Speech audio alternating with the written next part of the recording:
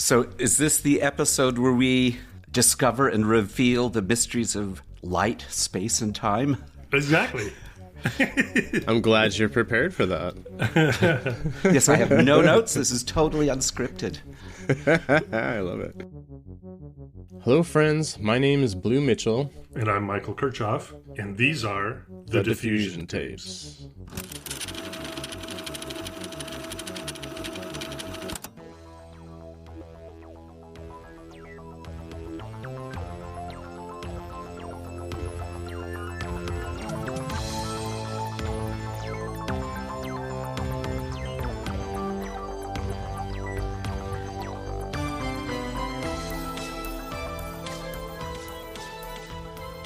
Welcome to the Diffusion Tapes, a podcast where we chat with artists, writers, and curators working in the field of artfully crafted photography.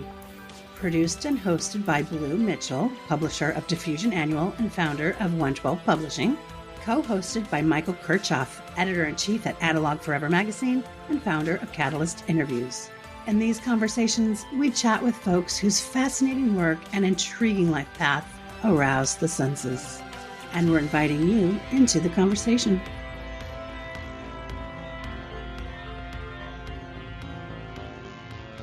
Good. Do you want a pro tip?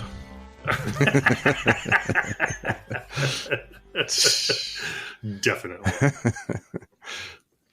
Speaking of pros, who do we have on the podcast today? Pros. Today's subject is Mr. Edward Bateman. Edward Bateman. Edward Bateman. Yeah, Edward Bateman is an artist and associate professor in the Department of Art and Art History at the University of Utah, where he is the head of photography and digital imaging area. So where is the University of Utah? It is in Salt Lake City. Ah. Ding! Yeah, Salt Lake City. And actually, I had, when was it? It was about a year and a half ago. I was in Salt Lake City for a shoot. And, oh, cool. And I met up with him for dinner. And he brought gifts, and he brought a lot of interesting anecdotes and information. And he's a swell guy. And I like him a lot and find him to be wildly interesting. So well said. That's why he's on my list. Yeah. I like the wildly interesting. That seems to suit him. Seems to sum him up perfectly. On that note, we do chat with him for a while, so let's just jump right into our conversation with Mr. Edward Bateman. Do I get my own 80s intro music of choice? Oh, that'd be cool if we had like a library that you could choose from. Oh, that would be cool. Actually, that's a good idea. No, we had the one theme song. Yeah, it was a custom theme song for us. Yeah. And we will be recording an intro and an outro for you when we're done. We'll talk smack about you when you're not in front of us. Yeah. But it'll be in a good way. Yeah. It'll be in a good way. Yeah. Oh, but that's not fun. And I just have to say, Blue, it's so nice to meet you after all these years, because my distant connection with you goes all the way back to Plates and Pixels. Yeah. And I was remembering that back then, this has been like 2005 or something like that. I mean, I think 2006, maybe. Okay. Yeah, I think that's when I started it. The whole idea of something like that on the web that had importance and prestige was kind of a new thing. I mean, I remember like, can I put this on my CV? Where do I put it? What will they take me seriously? Right. Where does it fit in? Yeah. And you know, there's no physical location for this. Is it local, national, international? And so I remember getting selected by you, for that with, because you would do 2 artists at a time. And that was big time to me. I don't even think I remember how it was at the very beginning. Yeah, it was. I mean, the concept was simple. I took like someone that maybe worked mostly digitally, and then someone who worked mostly with some sort of alternative process or handcrafted sort of image, and then plenty of it bled over. Especially as the years went on, there was more people integrating digital and analog stuff together. So that was just the idea. So plates to pixels, that was the concept. Yeah. Oh, I get it now. Yeah. No, I'm kidding. But yeah, that's interesting. Yeah, I didn't even think about it at the time. He's acting dense. Yeah. No, not acting. And digital at that time was still almost a little bit of a novelty, a little bit, at least as a creative medium that was, exhibitable. Well, honestly, there was I saw a lot of really bad digital work when I started that website. And it just, it just got better. I mean, there was a lot of, for example, Ed was like great, like diamond in the rough, completely different from anything else that you would see. It's like, oh, okay, what is this? That's actually kind of an interesting topic too. Is like at what point in your career? Because obviously Ed, especially, has I would consider you to be like a master of Photoshop. I mean the bodies of work that you've created, where Photoshop is a major tool in the making of the images. When did it kind of strike a chord with you, and what was the learning curve like for you to make images that you were happy with? Yeah, I mean, it really goes way back. I mean, through various connections to about 1984. Really? Which is, this is early Macintosh. I was an undergrad at the time, and they had this class in computer art. There were 5 slots, 3 people showed up for it. And we would go out to this big video production facility that had this machine called the Ava, a custom-made, stood for Ampex Video Arts. So at the time, it was $250,000 custom machine. And so we could go in on Tuesdays and play all day, with it. So in a lot of ways, I had to wait, after that. And then there was the Wasatch computer system. I had to wait a handful of years for the regular technology to catch up. And so I started with Photoshop 2, which was on 2 floppy disks. I mean, it was that long ago. And there were no layers. No, and I had some really complicated workarounds because I had to make this series of like cubicles receding back into space. So it could build up with layers. You'd have to do paste in 2s and then invert and, go through like that. The work that Blue saw when I went back to graduate school, I knew I wasn't going to learn anything more in Photoshop, although there's always things to learn. And so that was all done with 3D modeling, which was kind of new at the time. Yeah. Honestly, I didn't even understand what you were doing. I was just like, wow. And what's kind of funny is there's sort of I was thinking the other day, things come back around, questions about the, AI images. People wondering, should you get credit for those or who does it? With 3D modeling things, because essentially I would make a set of instructions for the computer to process the image or the file to make an image that kind of looked photographic. So it would, calculate each beam of light, for each pixel one at a time. Was it very involved? Like when you described it, was it very involved? Like you had to be very descriptive? How did that work? Oh, no, essentially you just make like a wireframe shape and position it and then assign it a material and then assign where the light's coming from and what the qualities of the light were, and did it have shadows. So you could kind of see a rough thing, and then you'd walk away and, and this time with the computers, for, sometimes a couple of days or longer while it calculated all of that. But I remember people say, well, the machine's doing the work. Shouldn't you be giving the software the credit for what you've made? And so it's kind of like, with the AI, well, it's sort of a set of instructions. Right. Yeah. And how do you feel about the way, I mean, AI imagery it's literally just been the last, 4 or 5 months, I think, that people have really kind of made it a conversation and been looking at it, and artists have been applying it to their process. Do you think people will look at some of your past works and assume that that's a product of AI? I think it's kind of possible. And even some of the current ones, it's kind of like when digital came out, any extraordinary, unusual photograph, people would assume would be photoshopped. No, I shot it on film. And things like that. So it's kind of a repeat of that. I think, in many ways. But I played with it, of course. Doesn't give me the quirky control, I demand. Sure. And I also think it has kind of a look. So, yeah, sticking my neck out here, that who knows what the future is going to bring, but it may have so much of a look and style that people may reject it after the fad phase, goes through.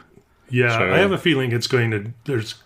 Good. The excitement's going to be there for a little while. Then there's going to be a giant lull, and then it's going to get more sophisticated, and then it will be kind of adopted into a lot of people's workflow. Yeah, at least maybe not so much. Probably less so from an art standpoint, but more from a commercial photography. Yeah, I mean, I've been kind of saying that for the past few years, that I think a lot of the because I have a big hand in historical processes and analog film, both with the magazine and some of my own work, that I've been kind of saying that I was always referring to it as like CGI. Like I would say that CGI work was going to replace advertising, some editorial, and a lot of corporate kind of photography. But the artists who do, kind of more handcrafted work or more specialized work with the computer are going to stand out and have a life beyond, what I was calling CGI and now is really AI. So just to throw a lot of letters around, but well, and the work I was doing, for Blue back then was, essentially CGI. It was the same, technology, techniques you'd use for motion pictures.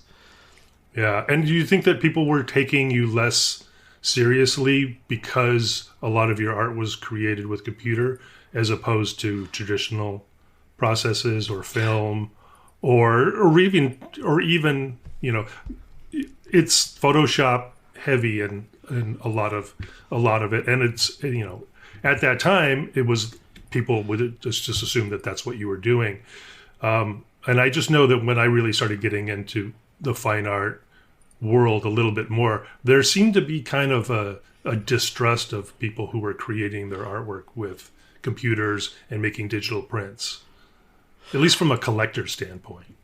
Maybe you have a different experience. Certainly, like on the gallery front, I mean, the whole idea, I remember with my local gallery, it was kind of a novelty to have computer art or digital art exhibited. And it's taken us quite a few years to get to, good longevity of the prints. I mean, the early printing process, it was really good imagery could be made on the screen, but it took a while to get viable output devices. Yeah. Right. It didn't always translate as well as you would hope. Yeah, and what I kind of first started at that time, I think Epson's sort of big archival printer was maybe 18 years was what its lifespan was pegged at. Yeah. But the generation before was more like 18 months. Right. Before noticeable fading, and so. I wasn't even attempting to make anything, digital printing wise back then, because it just didn't seem like it was anything that was going to last. And I kind of felt like, well, what's the point? And the place where I worked, we had to use something called an image recorder. Yeah. Which was a technology that, you'd have to put the dinosaurs, get them out of your computer and put them onto film for Jurassic Park. And we had one of those. So we would have to generate like 4x5 negatives, to then be printed. Yeah. Right. Yeah. I did that for my thesis work in college. Just worked digitally, went to a film recorder, and then took it to the darkroom. What was your thesis work on or about? Or well, it wasn't really that great, honestly.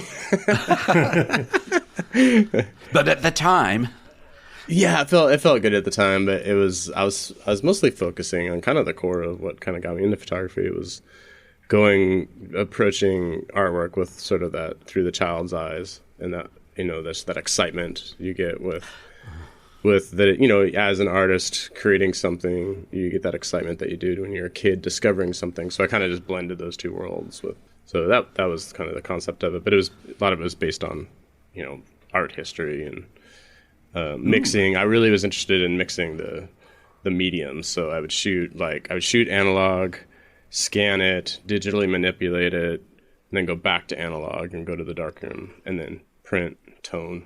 It was fun. I enjoyed the process. It was ridiculous amount of work though. I mean, I didn't really need to do that. But it's similar to what you guys were talking about with like the prints. The prints didn't translate even it was this was in the early 2000s, or 2005 when I graduated. So there was decent inkjet prints, but they just didn't quite have the same luster that the Ilford paper did. So I just went for it. Wow. Yeah. Now I want to see some. Yeah, exactly. Like, do you have any of those left? You still have them around? I do. They're hanging up somewhere. Oh, they are. Oh. They're actually on the wall. Nice. Yeah, there's a couple. They're just out. They're out of frame. I'll grab them. Because I was going to ask if they were black and white. So they're just toned silver prints. Yeah. It looks like maybe it's just the way the light was hitting it, but they looked like they were very textured. Yeah. Oh, yeah. I waxed over the top of them too. Oh, you did. Yeah, that's why. So there's like a lot of hand marks on it. Well, that's great. I mean, I see it all of the time. Like all of these processes.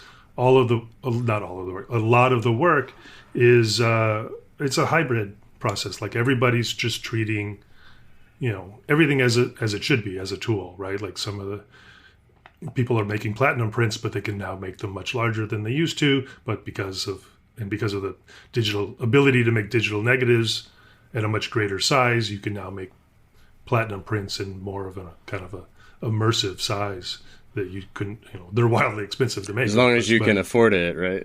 Yeah. I mean, in a sense, the same goes for things like shooting wet plate. Like a lot of people have kind of taken on the idea of making very, very large, humongous, in fact, wet plates, but the cost involved is very prohibitive. Right. You need grants to make one piece. Yeah. Yeah, there was a friend of mine, Ian Reuter, he was making, or he still does occasionally, but he was making his giant ambrotypes using his truck, and mounting a lens at the back of the truck and exposing it, and then using the truck as the darkroom to process the plate. And the cost of one plate was something like, the chemistry was like $500 or something. Right. And you'd screw it up, and then he would literally just like throw it. This is terrible. Oh, that's cool. Start over. And I always wondered with that because there's a little window of time with wet collodion, but then when you get a plate that big, you've got longer exposure times.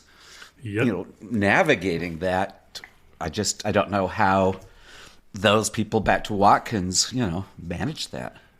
Right. Yeah. I mean, think about all of those things. And honestly, I know that from previous discussions with you, Ed, that I think you probably know more about Daguerre and daguerreotypes than anybody that I know. I mean, I think you've studied the history and the making of and the man himself, correct? Like you really... Yeah, because I have this kind of theory for my research that there was one person involved with the creation of the daguerreotype process that's never quite been credited.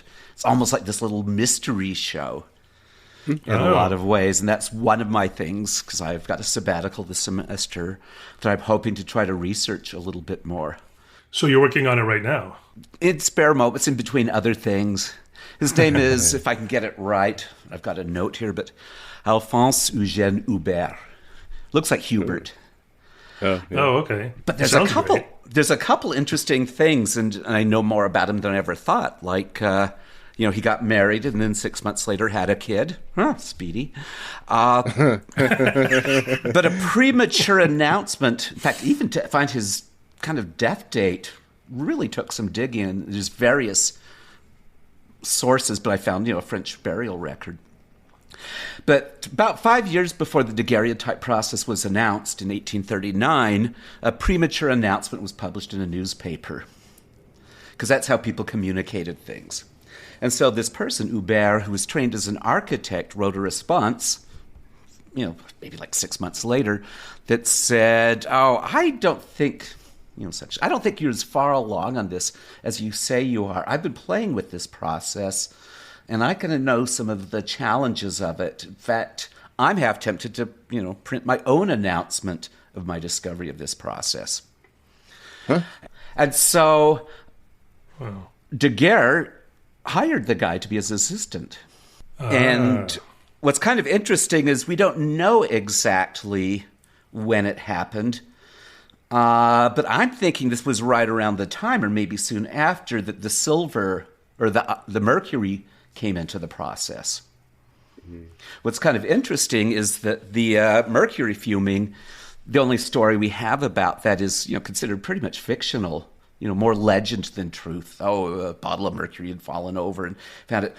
It was never a concrete story about that hate came about. So that makes me wonder if maybe Hubert brought that to the process. Hubert died in 1841.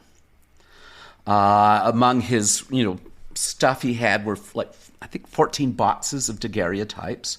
And his stuff still comes up for auction for quite a bit of money. And he'd also self-published a small kind of booklet, of which there may be one or two known copies in the world. Sources disagree, which I'm trying to track down. This would have all been in French. But what I'm also curious about is, just some of the timing, because I think he was like 42 at the time when he died, 42, 43. If he was sort of the assistant in doing a lot of this stuff, I'm wondering, mercury poisoning. Because what I also find interesting is right around that same year is when Daguerre stopped making daguerreotypes. Maybe he kind of knew. Maybe there was a big falling out. Maybe there was an argument. Maybe Hubert went kind of crazy and threatened things. Maybe Hubert was the person. Because if you remember, in March of 1939, Daguerre's studio burned down. And sometimes that's given as a reason why there were no records, although there's contradictory things. Oh, they were destroyed. They're saying they were destroyed. Although maybe it was Hubert that was keeping those. This is all speculation at this point. Love it. But it was well known that Daguerre was going to be visiting Samuel Morse, who'd visited his studio like 2 days earlier.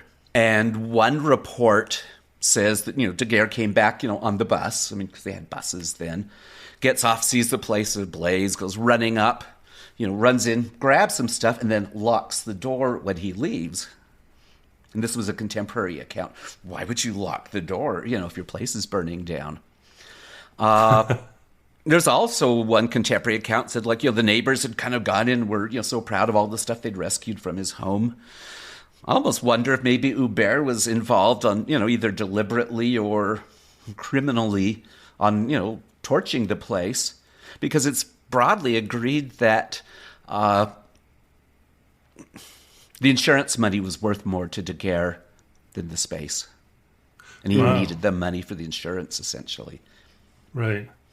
Wow, there's a whole whodunit here. I know. That's kind of like, or, maybe Daguerre had him offed to keep the, secret to himself. Who knows? Right. Yeah. Wow. This is going to be like an episode of Law and Order coming up. So, or maybe I think the development of a script is something that you should work on. You're doing all the research. Oh, so we'll see if I can find it. I think the National Gallery or the British Library might have a copy of this. We'll see really? what I can track down. Yeah. Yeah, I'm sure it's like an incredibly time-consuming process trying to track any of this information down. Right, like you said, most of it's been destroyed or missing, and a lot of this isn't like Wikipedia or Google kind of stuff. Right. So I found a letter to him that's basically when he was going to school that basically said you pay your tuition fees or you're not going to get credit for this semester. So it's kind of odd the things that are out there if you dig. Interesting. Yeah, well, and it's interesting like this all happened what you said like 1830s, 1840s, but the human nature is kind of hasn't changed much. People are, like especially like science and industry, people are always stealing secrets and trying to hide information. And, that is something that hasn't changed. I mean, these early photographers, people, especially somebody like Daguerre, was as much a scientist as a photographer. I mean, the photographers weren't really. Was it even considered a profession until him? No, I mean, photography prior to that lived in the land of the miracle. Right. I mean, if you think about it, really, the only precedents really were Saint Veronica and the shroud, kind of thing, of the veil. She was a Catholic saint who's during the road to the crucifix or something, wiped the brow of Jesus and his face appeared on there. That was a miracle. The Shroud of Turin, kind of thing. Photography was the miraculous. And in fact, even when it was first announced, there was a few people, this tended to be in, northwestern Germany, were wondering if this was, blasphemous or a work of the devil. This, kind of paranormal thing. But even this descriptions, comparing Daguerre to having the power of God, and, the sun has captured itself. We forget that this process was literally a miracle taking place. Sorcery. Yeah, and I still think that photography might be magic. And that can go in a lot of different directions. Sure, and certainly, especially early on when it was such a big question, people would probably adopt it more as black magic. It's kind of witchcraft in a sense. Yeah, and that's what was happening in Germany. Most people, I think, just saw it as another one of the miracles of the age that were happening. Right. But then, that goes into spirit photography, because who knows what the capabilities of this medium are? Maybe it can see the dead again. Right, and of course, you have a body of work that addresses that directly. A whole kind of history, a whole alternative history of spirit photography. I mean, I've found myself more and more recreating the forgotten or the untold bits of photography's history. I was going to show this daguerreotype to Blue, although nobody else can kind of see it. You probably can't quite tell. I'll have to show it to you. This is, the daguerreotype of the Boulevard du Temple.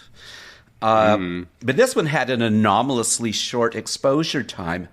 Maybe that was because of Hubert. And so this one captured the busy street life on the streets of Paris with that. And normally, and at that time, wasn't he also credited as the first photographer to capture the human? Yeah. A human presence in a photograph. Yeah, and there's still debate whether that was a setup shot or happenstance. Even in the day, they thought maybe he sent somebody down, a flunky down there to stand and get his shoes shined so he could be in the image. And steal his soul. Oh, yeah, that's a whole nother story. So I've actually he was never seen again. That's true, because we don't know who he is. Right. I've done an entire lecture this is at another school, UNLV, on the history of photography, where probably about half the images were my own fictional images, intermixed with the real images. So I think the students kind of liked that, kind of kept them on their toes. Wait a minute, which part is real and which is you seem like you're the master of that. Yeah, and a lot of people don't take me too seriously if I say, time travel is a big benefit. in these things. That's a whole nother topic we could get to. But photography is a little bit like time travel if you think about it. Yeah, sending an image, or you look at a classic picture like Frederick Douglass, and you're put face to face with this person, eye to eye. And it is, and plenty of people have written about this, it is almost like something of that person is connecting with you. Yeah, remains for sure, yeah. And certainly images like that, there's only one like that is so dominant in the public eye that once you've seen it and you hear the name, it immediately, like, your mind immediately goes to that specific image and probably no other, right? That's that's probably your initial representation of the man. And then that's what's just going to stick with you because A, it's a powerful image and iconic, but B, it's imprinted into your mind because it's your first introduction. Yeah, and our minds are so keyed into images, into eyes, people and eyes. There's that kind of connection feeling, that kind of, that click almost that happens. Looking this person face to face, and I don't know, sometimes I feel, and I'll tell my history class that sometimes it's like, we owe these people answers of, what was done in the past, why. There's almost a sense of responsibility that comes from connecting with these people in the past, sure. All that history. Yeah, I'm actually interested, because I don't think I've ever really asked you. I know you're on sabbatical now. What classes do you normally teach, or does it change up at all? Also, for our listener, where do you teach at? I'm at the University of Utah in Salt Lake City. Great. And so I'm the area head for photography and digital imaging. That's what we call the program. And some of the class I teach is the full name would be a digital imaging for visual artists, kind of an introductory class. One called Digital Darkroom, whose name I might change, because I want to turn that, and I am turning that into kind of the most, intense, revealing, insightful class on color that anyone would ever take. I've been bringing in some new things and some new ways to look at color that I think, because I don't think color is taught very well by and large, beyond some, vocabulary and things. So I've been going back to square one on that. And then advanced digital. And another one is the history of photography, which is a class I dearly love. I never expected to teach it, but I am crazy about the history of photography now. Actually, I'm crazy about everything having to do with photography and every mode. Yeah, your excitement over all things photographic is infectious. Oh. I would imagine that you're probably one of the most popular professors at the school. Oh, I would, because of that. Yeah. Some might say that, but I don't dare make that claim for myself. Okay, I will make the claim. I will think. I mean, that's how I think. I mean, because every discussion that I've ever had with you, there's always a point where I'm wildly interested in what you're talking about, and at the same time, I completely lost touch of what it is that you're talking about, because it's occasionally over my head. Rarely. Because I'm certainly no expert, and I love history and history of photography too. But I feel like at this point, because I haven't stayed up on it as well as I should have, I feel like I've forgotten more than I retained at this point, and I feel like I need a refresher course. So maybe I should get on a plane and come to Salt Lake City. Oh, I wish you would. I mean, here's the weird thing: history is always changing. I mean, each generation has to retell it from scratch. I mean, I used to hate history. I thought it was the repository of all the worn out, used up, ideas. Oh, there's nothing for me to steal. Essentially, when you're a young art student, nothing here to steal. This is, it's already been done. Right. Show me something new. I always felt like there were so many voices were missing in history. You have to cross-reference so much to really get the full picture, and I always found that very daunting. No, it's really true, but even that's been kind of changing a little bit. And when you get to teach it, it's almost like writing an essay, so you can kind of pick and choose how you want to tell that story. But it's also frustrating because there's so many people and works that I dearly, dearly love that there's never enough time. Right. And you're not only staying, up to date on everything, like you said, history does change. So there's always something new to kind of learn. But you're also practicing your art, you're teaching about art, and you're often in your kitchen tinkering and experimenting and essentially just having a blast trying to figure these things out. Oh. I mean, I feel like you come up with questions before anybody else has a chance to kind of, I don't know, engage with them. You're already on the road to figuring them out or coming up with your own take on what an answer to that question might be, if that makes any sense. There's nothing I love better than a good question. Yeah.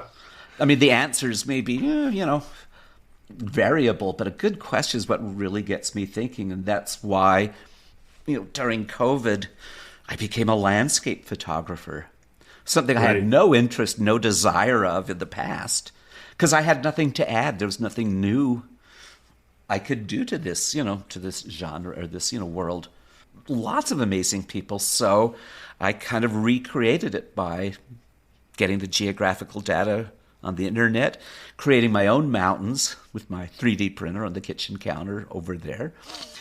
And then sometimes just using light coming through the window, sometimes using lights for microscopy, fiber optic, lights, and a little fog machine, and making my own little worlds, I guess, in a way. I mean, I'll sometimes joke, Ansel Adams, he didn't even make his own mountains. That's great. Yes, that's true. He really did have it easy. Oh, yeah. He didn't have to light anything. That's true. Yeah. He just sat around waiting. Yeah. Yeah.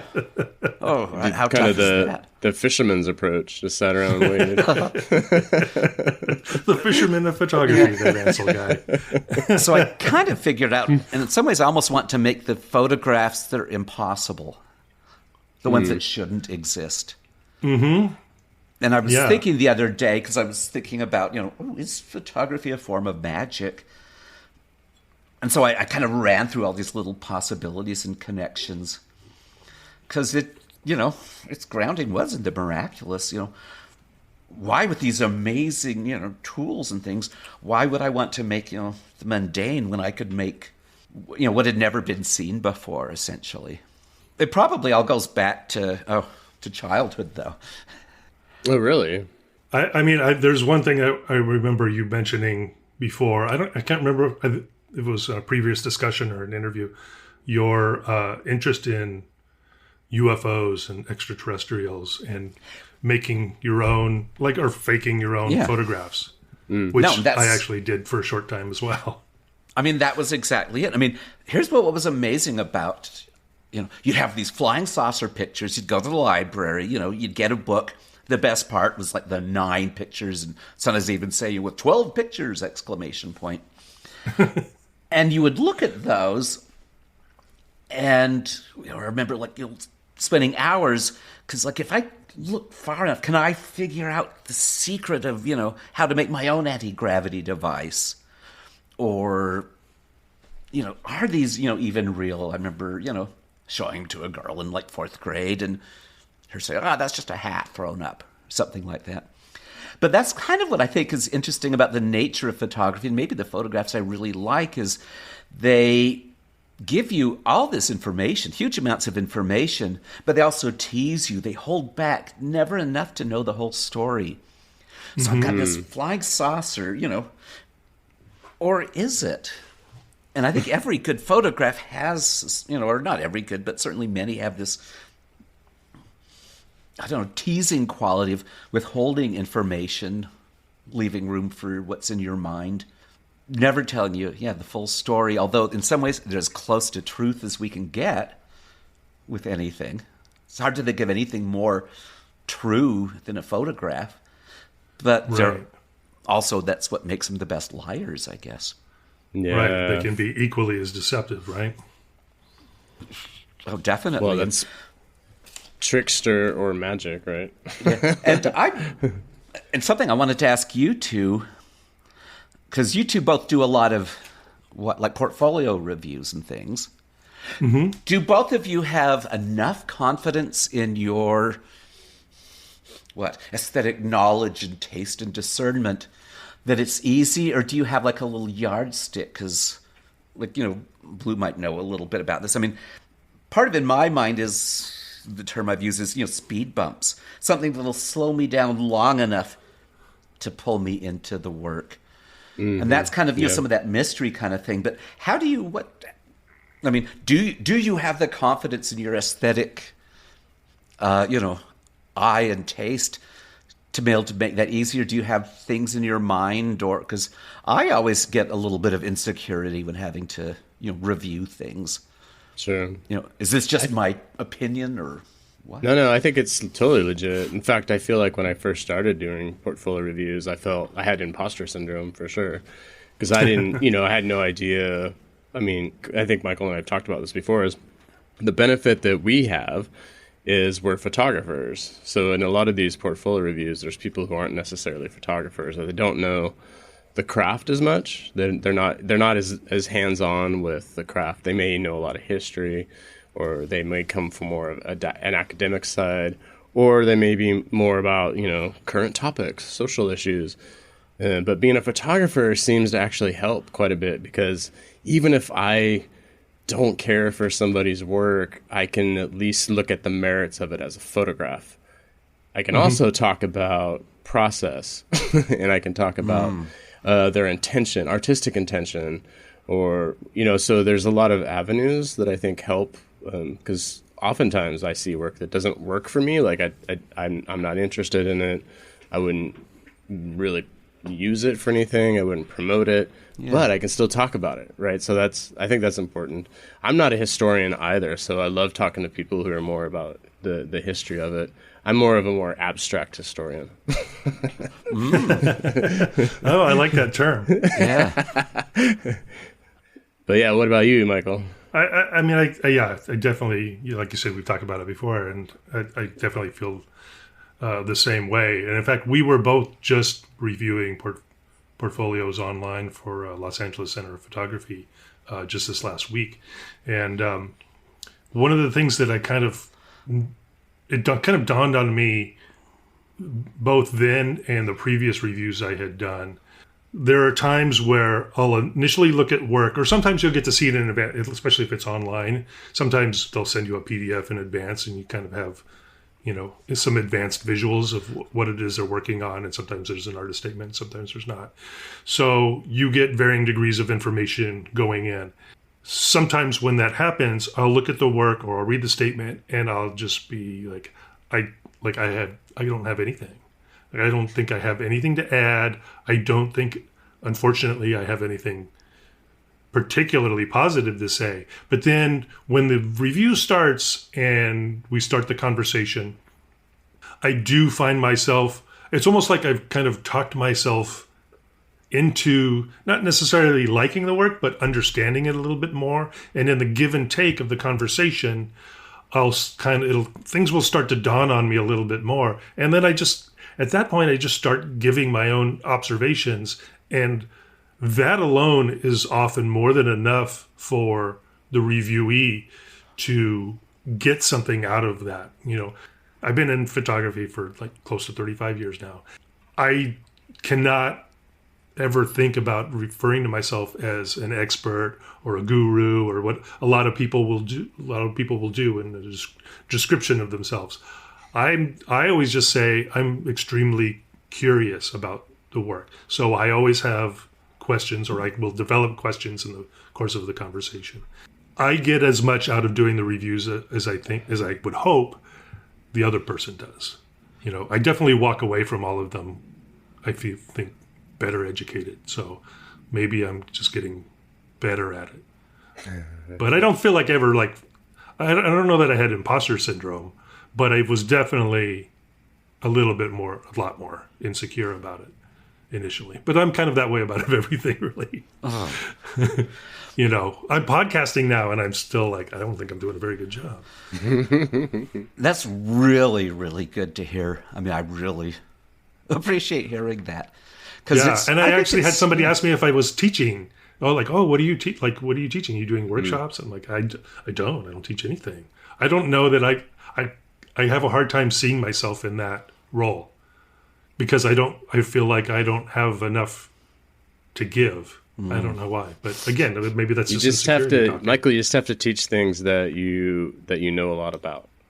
Right? Yeah. You know what I mean? Like, you teach things that come second nature to you. So when you get into a teaching environment, it's just like you feeling comfortable in your element. You know what I mean? So making jokes is really there. You go. Totally.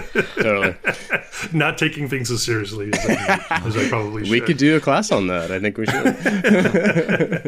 But I've got to add, I've never had any interaction with you, Michael, where I didn't feel like I learned a few things. So you are a teacher, even if you're not wearing that hat consciously.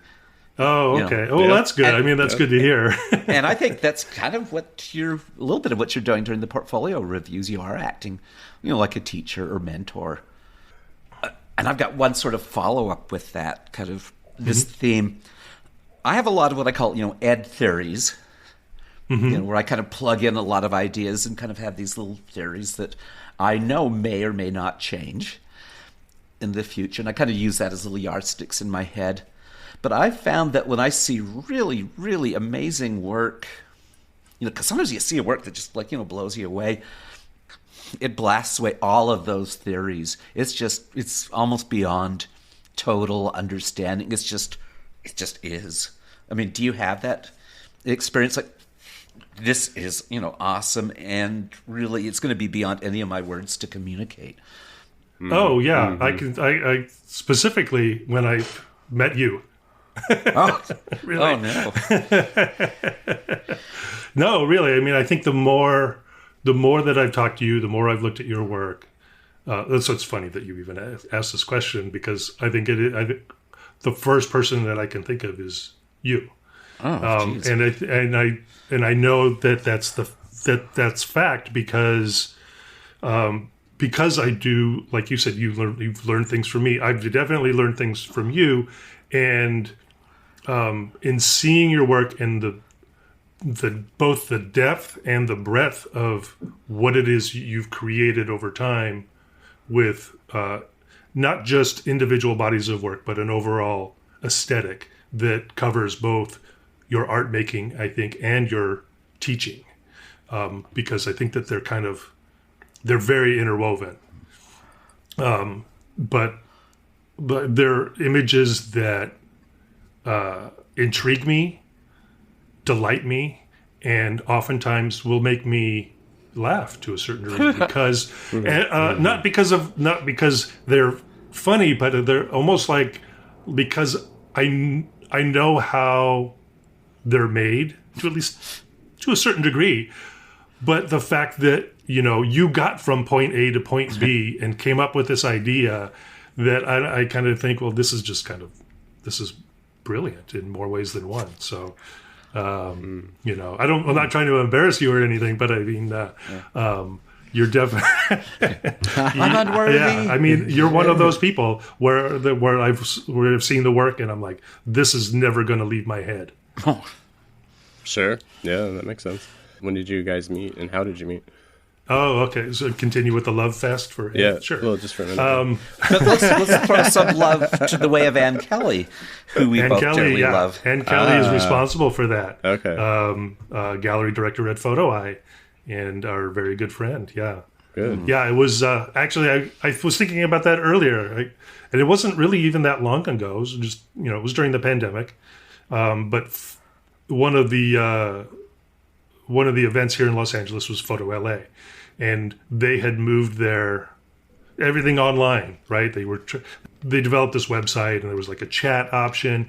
And one of the things that Anne decided to do was get a bunch of people on Zoom, because at that time Zoom was also kind of new to so many people. And she's like, well, I want to get some of the people that I know and I like, and get us together in a virtual room together and see what happens. And Ed was one of those people. And honestly, other than Anne, I think that there was probably like 6 or 7 or 8 people in that room. Ed's probably the only one I can recall as actually being there. Nice. I can definitely remember a few. Hopefully the rest of them don't hear your podcast then. Yeah. Well, that's because I've already had one bourbon, but yeah. And I did not dominate that conversation. I'll just say that. No, but I mean, it's the things that you say and the topics that you cover. Your infectious attitude and demeanor they come through. I think that's very telling, also because that was a virtual room, You and I have met, we've had dinner last year in person, but we've spent more time online together or email conversations. Like we bounced a lot of things back and forth between each other, and I've always gotten something out of it, and I've often walked away overwhelmed. Well, and I feel like I've known you for 15 years. I mean, to be honest, Yeah, I can't explain it, but it's just you're my kind of people. Yeah, exactly. Yeah, that's nice. Yeah. My people. And that's what we want. I mean, this is one of the things that when Blue first started doing this podcast this season, certainly before me, when he was doing them all face to face, and now since doing them virtually and having me be co-host, there's really this sense of it's camaraderie, it's a comfortableness. I think Molly McCall said it. She goes, "You guys are my peeps." Definitely. And so maybe goes without asking, but Blue, can I be in the club? In your club, will you consider me a friend now? Can I send you a minor white rabbit and things? Oh my God! Because I've admired what you've done for so long, and you've had lots of. I mean, I even had my Diffusion X or Diffusion 10. I was going to hold up for you, right over there. But you've been somebody that really kind of helped, kind of boost me in a lot of ways. Gave me things to put on that CV to get a job. And he's done that for me as well. I've been a fan for a long time, which is great because I remember seeing some of the artists I work with early on. They've disappeared as far as being on my radar. A lot of them, and you are one that just keeps like pumping up the work and coming back, and I'm like, oh my God, he's just like. He evolves like I feel like I'm evolving. And I've met some of the people that were in the pages with me, and it's just, and they're like friends now. It was kind of like if they were in the pages of, your works, I already had kind of a connection and an in. And so like, okay, they're in the club. I've got to find them and say hello and meet them. Yeah. So it was a community, I think, before even a lot of people were thinking about that a community could be formed that way. And that's huge. Right. Yeah, and that's a common discussion that we have is about community within the photographic realm, certainly. It's a large community, but there is these pockets that you kind of flow in and out of, and I feel like there's some pockets that I rotate into much more than others.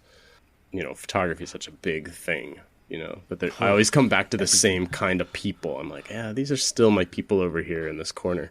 Well, and it's also, I think, because it happens more or less organically, Right. And the people, I think, that understand that it creeps into their art making too, in a way that somehow I really appreciate. It's like, if they can talk this kind of crazy way, then what? I can't wait to see their work. Yeah, this person is as insane as I am. Yeah, right. That's what and I like that about them. Do you have anything? I'm not talking about any particular artist, but Blue, is there anything you're particularly excited about now or coming? I mean, it could be an idea, it could be a piece of music, it could be what? Yeah, that's really funny you ask, because that's exactly what I was going to ask you. Gosh, psychic is that magic thing. Yeah. I don't know. I'd have to think about it. Honestly, there hasn't been a ton photographically that's really inspired me lately. So that's sort of a bummer. But I mean, I've seen a lot of awesome work lately, but nothing that's really grabbed me. And I'm like, okay, I need to find out everything about this artist. Which, that's how it usually happens. Like, if I'll latch on and I'll be like, hey, do they have any books? What is their old work? Can I find some sort of archive stuff that nobody sees? Do they have like a really old Flickr account or something? You know what I mean? Yeah. So, but yeah, I haven't nothing really recently photographically, or just in life in general. I mean, it could be some music. Or, I love the films of so and so. Or just is there something that's just like, I'm so into right now? Yeah, I mean, this is so off topic, but I'm a big fan of the kind of hardcore rap group Run the Jewels, and, Wow. and it's a lot about their music. It's their kind of their artistic style with how they deal with marketing. Their album covers, their T-shirts, they do beers and weed. You name it. All the kind of things that I'm into, they make merchandise related to, and it's like a lot of it's like super 80s themed, which of course you all know I'm totally into that. And then the music is it's two guys that have completely different backgrounds, and they came up in different areas, and when they rap, they sound so good together, but they're telling stories that are like, they're like weaving their personal stories together from their life experience, and somehow it works together when it really doesn't seem like it should. So anyways, that's the kind of stuff that kind of gets me jazzed right now. Just sort of uniqueness in that field. I've written that name down. I'm going to be checking that. Run the Jewels, yeah. It's not for everyone, I will admit. But I will be researching that, because I like to say I'm curious in both senses of the word. Both inquisitive and peculiar. Right, yeah. Well, what about you then, Ed? Since Blue was going to ask you the same question. Okay. I mean, so many things, and it's changing all the time. And some of them are semi-fictional. I'll say this with a grain of salt. I've been looking through the works of Paul Nadar, that's Nadar's son, for photographs of Van Gogh. Really? Kind of yes and no, yeah, So hopefully soon, I might be discovering some further unseen, images of that. I've found myself asking the time travel question, if it's unethical to, time travel back to the past, steal a photograph from back then, bring it to the present, and claim to have discovered this historic artifact that had, here's a photograph that had never been seen of Van Gogh. I found it in a rare archive. So that's one thing. But I have so many projects kind of going on right now. Probably at least 3 sort of bodies of work that I want to try to get kind of finished. I've been looking for these 19th century photographs that were the inspiration for 20th century photographers. I found some, and there's a few more I've been looking for. I have some kind of new toys that I need to put more time in. And when we're on sort of break, it's something more visual, so I'll show you, when we're done sort of talking. But there's so much to explore, and it's sort of always changing. But a lot seems to have to do with this interweaving of the past and the present in a lot of ways. So lots of stuff to make. And again, a lot of it's stuff that's, I make the images that I want to see or feel like they should have existed, but I don't get to see them, So maybe it's like the UFOs. I want to see what's maybe impossible to see. Yeah, and I think that's one of the things that I've always loved about your work, that you're making images that you want to say, well, that's not real, or is it?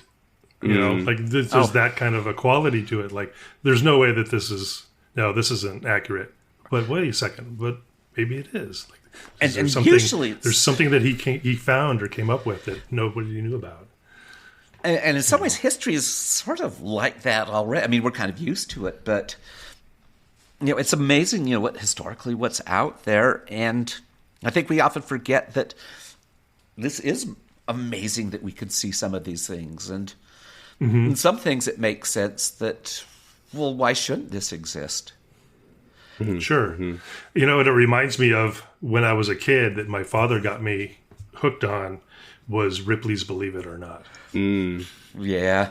There were all these incredible stories that are they is that right? Is these things true? And some of them were, based on facts. Some of them were based on fiction. Some were actually true, and some were really not. And you couldn't tell ones that were real and ones that were not at all. they all fit into that Ripley's Believe It or Not category, and the Believe It or Not part is the thing that kind of hooked me in. And again, that's what I think I get out of a lot of your work, Ed. Is that, I was going to say, I can't tell if we're talking about Ripley's or Ed's portfolio. See? Yeah. And and because of that, again, pointing to some of your work, like Science Rends the Veil, what was it? Was it Mechanical Brides of the Uncanny? Yeah. And you didn't just create imagery. You created tactile objects, right? Yeah. Cartevisites. I can never say the word probably. Cabinet cards, or is that really the same? Are cabinet cards and cartevisites the same? They're a little larger. The cabinet cards are larger. They came a little bit later, and the plural is cartes de visite. Right. Okay. Which I've been called on several times. Yeah, and I mean, and that's what's so special about them, and you made them kind of like what they were. They were kind of a calling card, part advertisement, maybe. Oh, yeah, because the backs would have the photographer's name. I mean, they were the social media of their time. I mean, you would gather them in books and sit around with your friends and look at your other friends and trade them. And if you didn't have friends, you'd go to the store and buy them, celebrities. And you would buy friends? Oh, no, they're good. No, I'm a hermit, so no.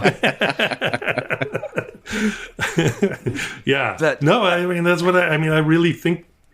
Then the way you package them, everything about them was like so finely tuned.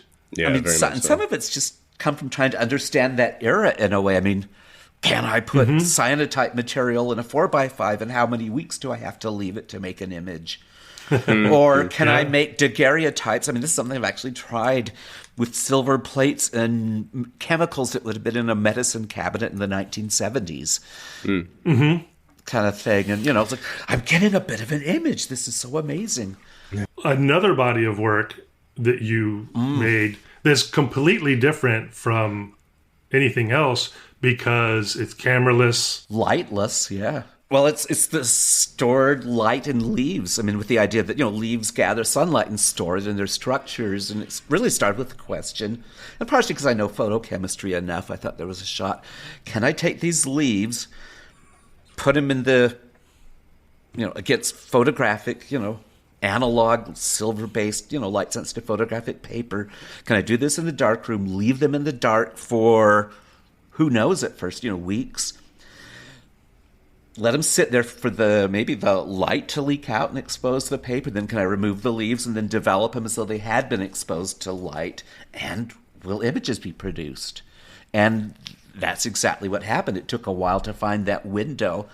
I mean, it was this, 3-4 year project to find that window of when's the time to remove the leaves and develop them.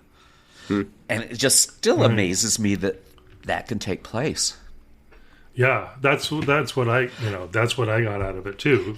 And I found it also interesting because I'm always kind of in my head, are analog and digital photography the same, because, they look similar.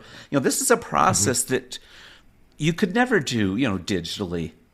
And I think it's because life is this wet, fluid, squishy thing. And, analog photography, captures some of that. Digital captures the light, but there's something about, life's chemical, processes that becomes part of analog photography. I mean, there's no parallel between those two. Yeah, I always compared it to having the actual object. And a physicality of analog photography has always been what has drawn me to it. Right. And with that body of work, I mean, just the idea that, essentially leaves will bleed light after they're... And light and life, the two together. Yeah. And it's a kind of that, like you mentioned earlier, like a Shroud of Turin kind of idea. This is the Shroud of Turin of leaves. And at the time, I was also acting kind of as the caregiver to an older, mom who was doing that very process. The life was slowly, leaking out for her. And I was the, caregiver to help through that process, which was just really profound. Right. I mean, to be able to document that is incredible. Yeah. So, Ed, was that intentional at the time, or was it just coincidence? Coincidence, but you know what? A lot of things don't make sense at the moment, but when you look back, it's sort of like, ooh, those things are connected. I mean, I can't remember. Somebody said something like, you know, life can only make sense looking backwards. Right. When you're in the middle of it, you know, you can't see all the connections. Right. I mean, I know it's really an act of fiction writing, but I don't know, so is my work. Very true. I mean, magic wand, camera, they're both pointing devices, you know. Well, that's true for memory too. Like it's all, you know, it's photography is sort of like memory to me. It's like, it's like you were saying earlier with how much of it's real and how much of it's not, you know, like there's this dichotomy between the two, and it's the same thing with memory. I just find it amazing, baffling, mysterious, miraculous. So what's not to love about photography? I mean, it touches everything. Yeah. You mentioned UFOs in photography, but was your start in photography more from the act of making images, or was it kind of, in a way, science-based? Because a lot of your work kind of, you know, delves into science and mystery at the same time. Yeah. I think it was images because I liked the precision of photography. Mm-hmm. I mean, in high school, you know, I'm getting finer and finer rapidograph pens. If you know what those are, they're ink pens that are super fine. And I wanted to get more and more precise. And it just seemed like photography was the tool that I could control to make what I imagined, I guess, sort of in my head, you know, to make the kind of images that I wanted to make. I guess because whether they were real or not. Yeah. I mean, and certainly there were, you know, images I made back, we'll say this is in college, that were totally fictional.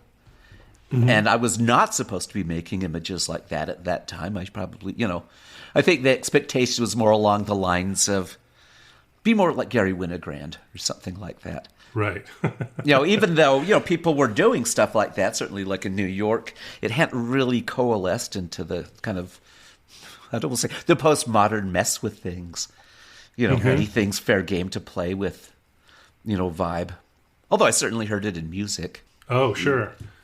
Was there anybody in particular, photograph in the photography world or not, was there anybody at that time that was particularly inspiring to you? I mean, this will go down that road. This will not surprise anyone, but you know, Jerry Ullsman. Yeah, right. He kind of set the standard, I think. Oh yeah, surrealism in photography. Yeah, and I would also, I mean, you know, just the whole growing at that period. We're talking about the 80s. The whole growing technology of, you know, effects, you know, in motion pictures. I mean, this was, you know, still optical effects, you know, at the time. Right. And later in my, you know, working career, I worked on a computer-controlled animation stand, which is the kind of thing they would have done those things on. And so I got to, you know, mess with some of that a little bit. So I was primed for this whole computer thing from, the early 80s. Yeah, I was actually really interested. There's a recent documentary about the beginning of Industrial Light and Magic and George Lucas's involvement and all of the other people that were a part of it, and you know how it grew over the year, where it started, which is actually the building that it started in is literally maybe a mile and a half from my home, which I discovered in watching the documentary. Yeah. Here in the San Fernando Valley of California. And where I worked, you know, through the first college was the State Office of Education. We had a filmmaking unit. So we would get American Cinematographer magazine that always had the behind-the-scenes features on these, you know, special effect processes, you know, where they'd kind of explain, you know, what was happening and what they would do. And so, you know, I was, you know, trying things with, you know, backlit, you know, imagery and multiple exposures and, you know, all of that, you know, kind of masking things, all of that, early Star Wars technology. Sure. Yeah. I mean, it was all. I mean, like you said, it's all kind of It was movie magic. And you just move that into photography magic, and it's, the concepts are the same. The materials and the gear are often a little bit different, but they're based upon the same kind of concepts. Oh, yeah. Kind of not surprised that you have a background in a very similar way. Yeah. My parents were seriously into art. I was always dragged out to art museums. Other kids would go to California and they'd go to Disneyland, and we'd hit art museums, and my dad had hit wineries to tour that, and it was not quite the normal.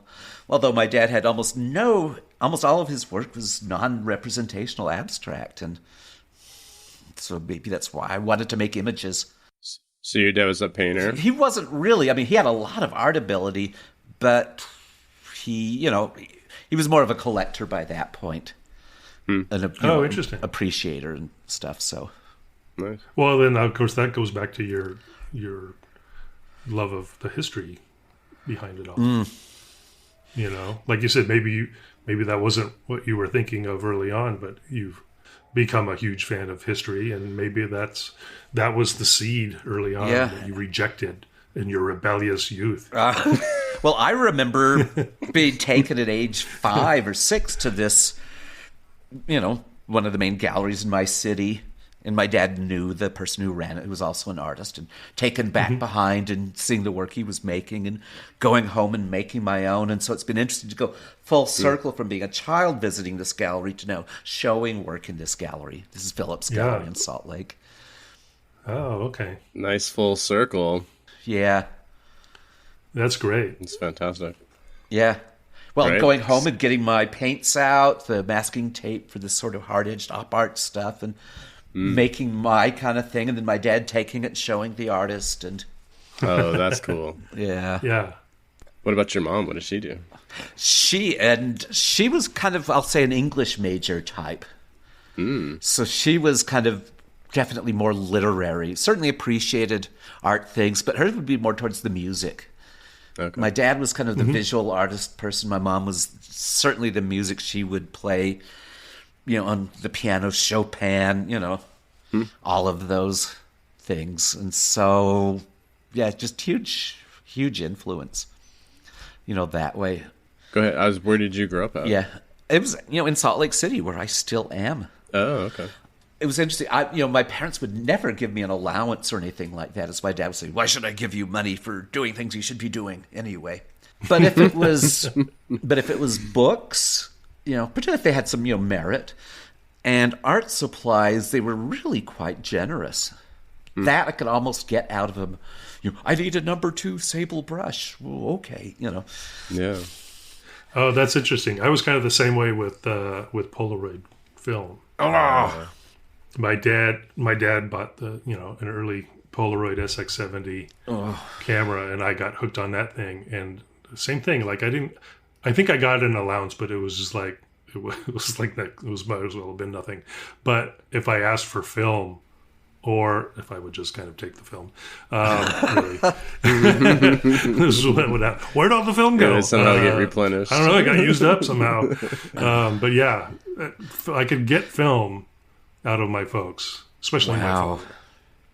That's you guys are making me feel like I'm doing something right with my kids, because they have so much art supplies. And you won't give them money, is what you're saying. Well, yeah. You want art supplies? Polaroid film? Yeah. I'm on it. Yeah, that's great. So good, though, for the mind, I think, in so many ways. I mean, that could lead to anything. I mean, that's the one thing about art that amazes me is, you can connect art to anything in life. Any other passion you have, you can bring that into part of your art making. And what other fields can you say that about? That art touches everything. Yeah, oh, for sure. True. Yeah, I tell my kids all the time, both of your parents are in creative industries. So don't let anyone ever tell you can't be a creative for a job, right? Because I feel like when I was growing up, it's like, you can't be an artist and make money. You can't be an artist and succeed or be successful unless you're like, Prince or something, right? Well, or I started college as a graphic designer. It's how I put myself through school. And then I changed and ended up in photography. That's a good trend. Well, I think you've done pretty well for yourself. I'm so fortunate. All these little strange, my mind likes connections and will make them. And so sometimes I'll say, every day, another miracle. You just have to keep your eyes open, or you might miss it. But it's really just all about the connections. I mean, they're just, just about all of them are people connections. Because, I almost hate to say it, photography probably shouldn't be the most important thing in your life. It probably should be number 2. The people around you, the people you love, the humans, that really should be number 1. Mm-hmm. And I just had this Ed theory. I know all the academic definitions of art. Or at least I think I know almost all the academic definitions of art. But kind of the one that should be embarrassing to say is, in some ways, art's about caring really deeply about what you do.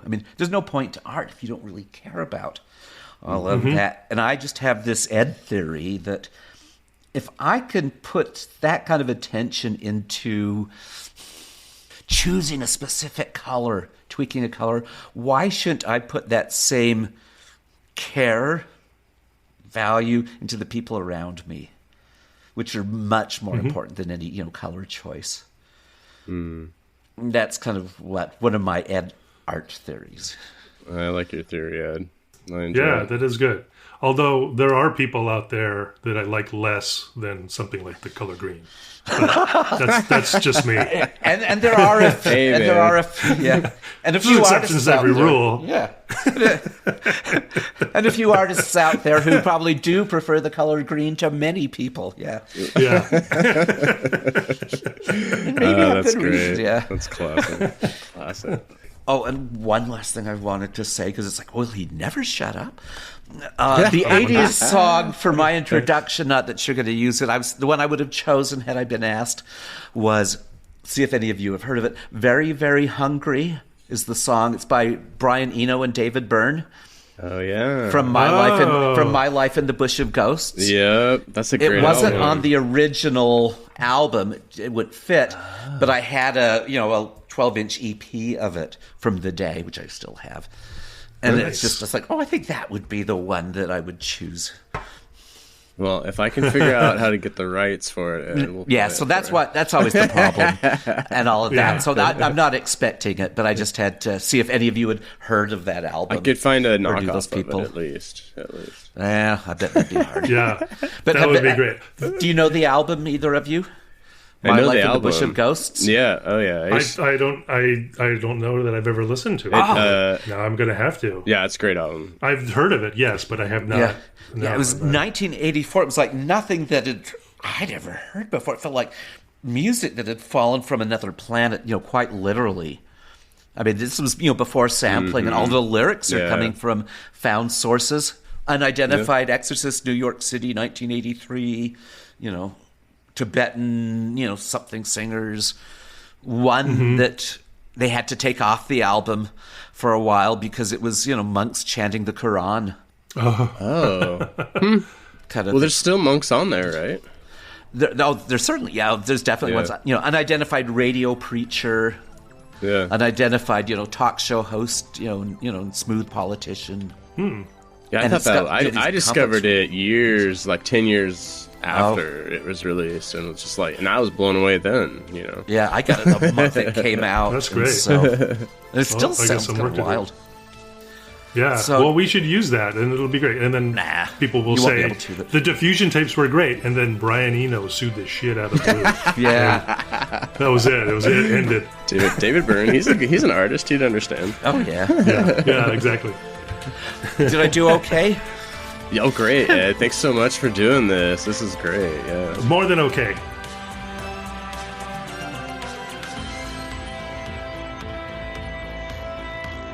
He's a good storyteller when he's talking to us informally. Mm-hmm. Sometimes I couldn't tell what was real and what was fiction. You know what I mean? Yeah. Because he's so good at these narratives. Again, the time travel example. He was talking about time travel like he was doing it for reals. Yeah, exactly.